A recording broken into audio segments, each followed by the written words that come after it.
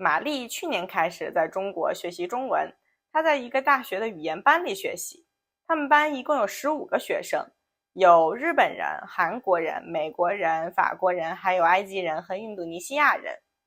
他们经常在一起聊天。玛丽在班里有几个好朋友。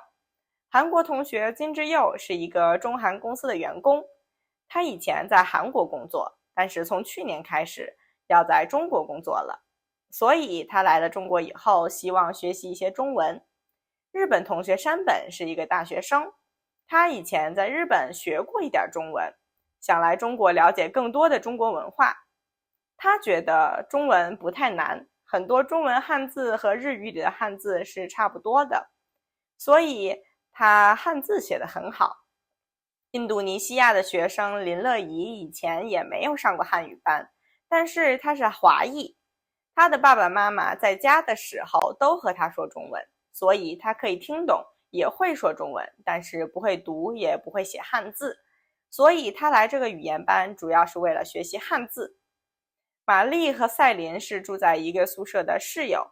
赛琳是法国人，他之前来中国旅过一次游，对中国非常感兴趣，所以回法国以后就决定要来中国学习中文。他在中国找到了一个法语老师的工作，一边工作一边学中文。他们两个经常一起去学校附近的饭店吃饭，周末或者放假的时候也会一起去别的城市旅行。玛丽去年开始在中国学习中文。她在一个大学的语言班里学习。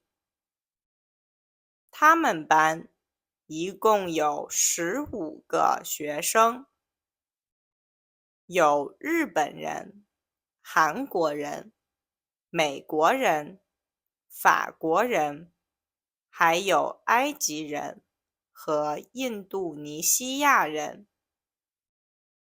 他们经常在一起聊天。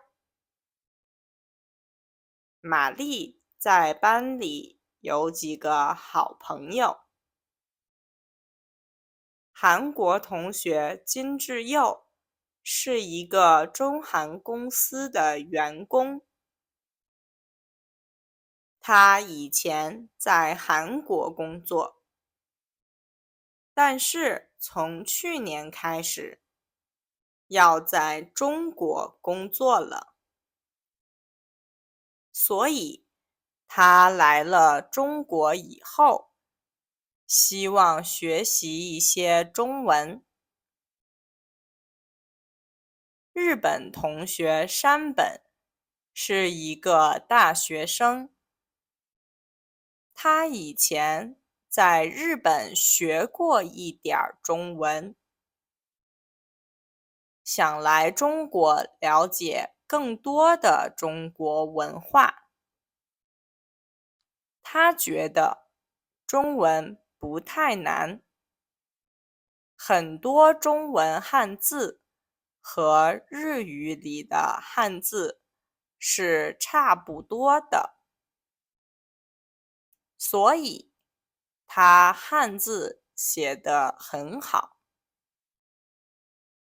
印度尼西亚的学生林乐怡以前也没有上过汉语班，但是他是华裔，他的爸爸妈妈在家的时候都和他说中文，所以他可以听懂，也会说中文，